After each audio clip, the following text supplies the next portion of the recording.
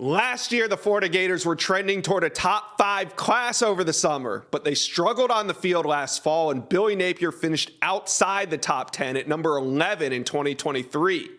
This year, though, in 2024 cycle, the Gators are in the top 3. I'm bringing on Corey Bender of Gators Online to talk about the Gators' most important targets in 24. We got 5-star wide receiver Jeremiah Smith, 5-star offensive tackle Jonathan Daniels, 5-star edge Elijah Rushing, 4-star wide receiver Chance Robinson, and 4-star DB Jordan Pride. So let's start with the number 1 wide receiver in the country, Jeremiah Smith. He's committed to Ohio State. But Corey, why is he so important to the Gators class right now? I just think you look at it. I mean, he's a Sunshine State kid, number 1 ranked wide receiver. I know Florida did a really good job last cycle at wide receiver, but you can never have enough of those, big-time playmakers. And the thing right now is Florida's their wide receivers coach. Kerry Colbert played a big role in pursuing him before. All in all, besides Georgia, I think it's going to be tough flipping him from Ohio State. It's not going to be easy for any school, but you can tell right now that the absence of a wide receivers coach really played a huge role in where Florida kind of sits in his mind. So he was going to visit in the spring. That's put on hold right now.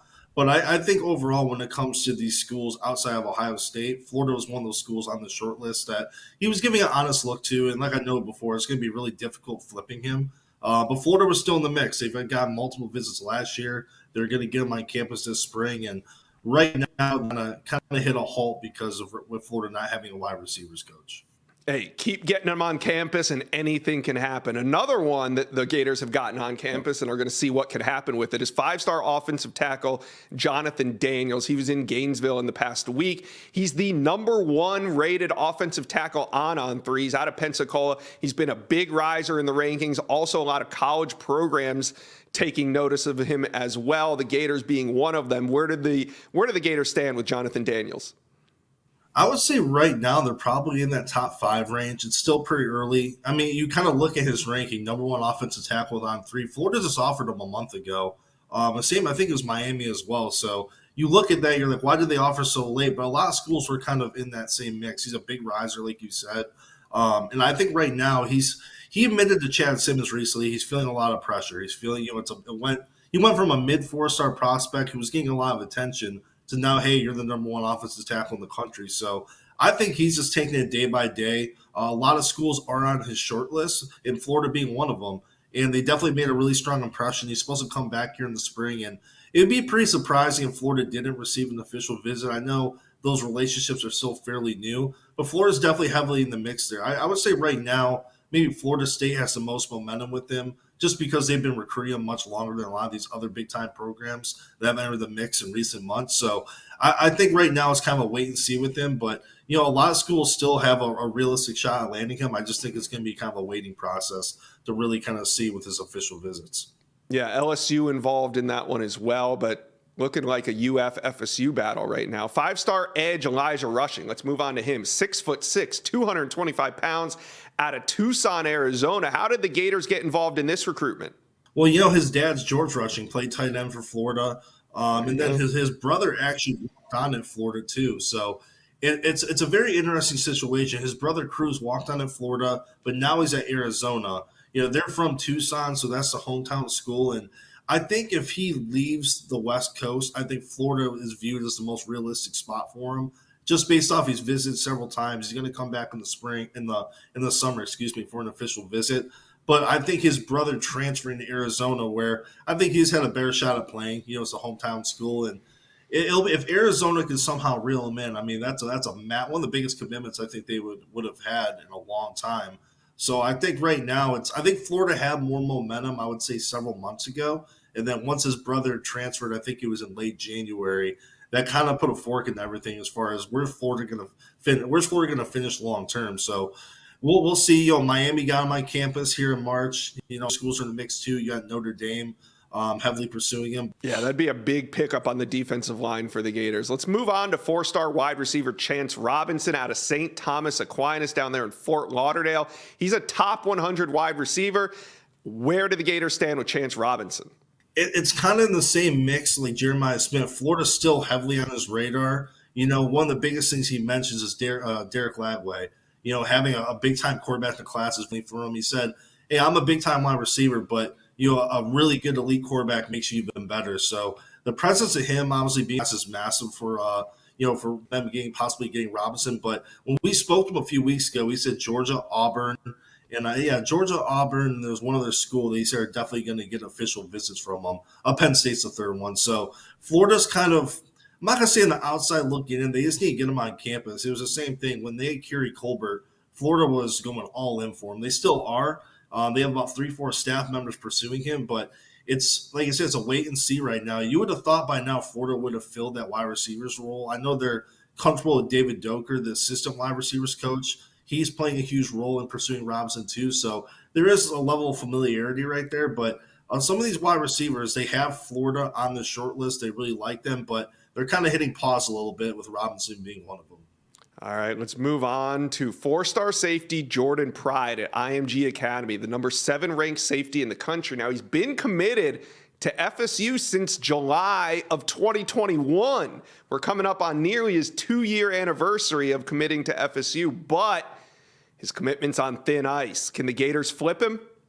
Definitely. I think Florida has the best shot as far as the school flipping him from Florida State. I would say they've had the most momentum over the last several months, and I kept saying, it's been a long time since he's been in Tallahassee, but he's visited Florida several times in that span.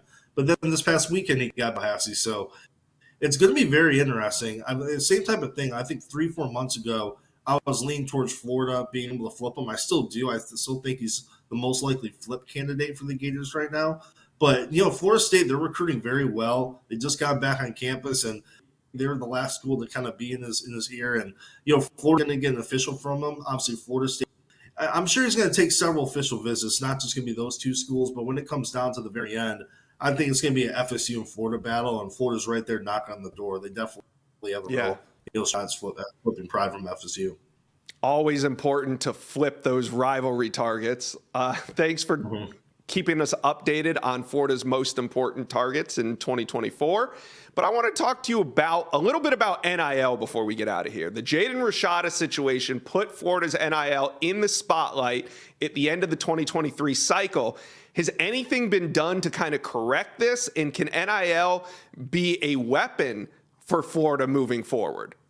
Yeah, I think other than Rashada, they've done a fairly good job. It's kind of like you learn from your mistakes. It was just one of those situations where even from the beginning, before he committed to Florida, it was back and forth. People thought Miami didn't have a shot, and they did. And it was just it was a very interesting battle, and we all know why with NIL, how it all played the biggest factor. But I think Florida overall, they did a pretty good job, and I still think it's not going to affect them in 2024. You look at a lot of the other kids they signed from the 2023 class, a lot of those kids had NIL toward the top of their wish list as well. So I think you kind of learn from your mistakes. I mean, it was their first high profile NIL deal, and obviously it didn't go in favor of them.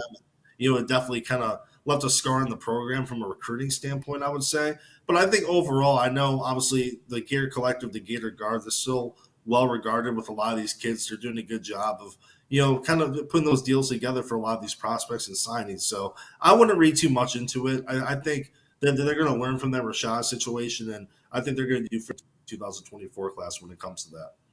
All right, Corey Bender, who is the most important recruit for UF in 2024?